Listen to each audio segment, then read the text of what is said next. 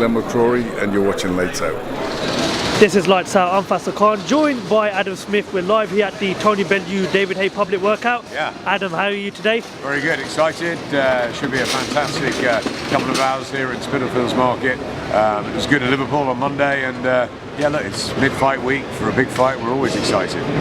How important is this fight to David Haye and the rest of his boxing career? It's everything for David Haye. I mean, his career's over if he doesn't perform on Saturday night. He knows that, and he's trained accordingly. He's brought Ruben Tabarez back into his camp, which I think is a terrific move. Ruben knows him better than anybody. The big question is, will Haye's body hold up? It's held up to now. Will it held up through the 12 rounds on Saturday night? If it does, he's got a real chance of exacting revenge. If it doesn't, Bellew will win again by stoppage. So, you know, that's the big question for me, whether David's body will hold up. What type of a performance can we expect this time round from David Haye than the 1-2 we got last year in the first fight? I think he'll come in later. I think he'll be cleverer. I think he'll follow a better game plan.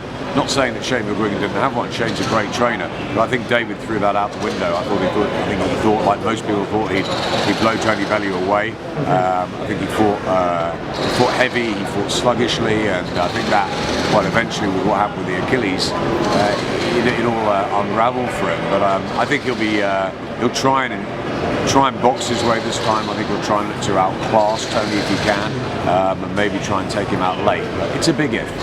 What does Tony Bellew need to do to win on Saturday night? He's got to do what he did last time. He's got to make sure that, you know, he is absolutely etched with concentration from the word go. That was what was so good last time, I thought. You know, he listened to Dave Colwell each and every round.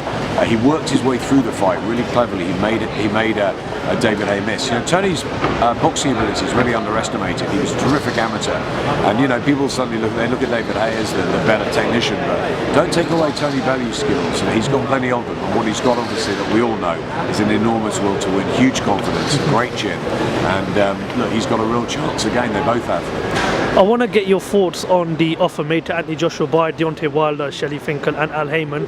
What do you make of the offer made? Do you think it's a fight that we're going to see happen? And do you think the offer was reasonable, or do you think it was just to get, I don't know, a publicity stunt? What's your take on it? Well, it was great PR. I'm not sure it was a stunt. I think it's very real. I think it's very genuine. Deontay Wilder wants to fight Anthony Joshua, and the good news as well over here is that Anthony Joshua wants to fight Deontay Wilder. It is a fight that will happen because the fighters want it to happen. Will it happen next? I don't know. There's a long way to go. $50 million is a lot of money. It comes with a lot of difficulties. There's no contract. There's no rematch clause. It's got to happen in America. These are a lot of things that Team Joshua will want to address. They may come back with a counter offer. They may decide that the time's not right at the moment. I think it will happen, but I think it's a long way ahead. A lot of twists and turns yet. Just one final question. Amir Khan won in Liverpool a couple of weeks ago. The confrontation between him and Kell Brook. Yep. Do you expect that fight to happen this year? And at what weight? Both of them here on Saturday night, which would be great to see at ringside. Everyone wants to come. AJ's coming, Paulie Malignaggi, loads of people. So I want to see Khan and Brook. I wanted to see it for 3 or 4 years. We were close to making it a couple of years ago, but Khan went off and fought Canelo. Listen, they both were hot. They both were great as returns to the ring. We didn't learn too much about either performance, but what we do know is that they still have a huge amount to offer, and I think they've got a huge amount to offer to each other. I think it's a fight we need to see, and I think it's a fight we need to see this year. Adam Smith, thank you very much for talking to Lights.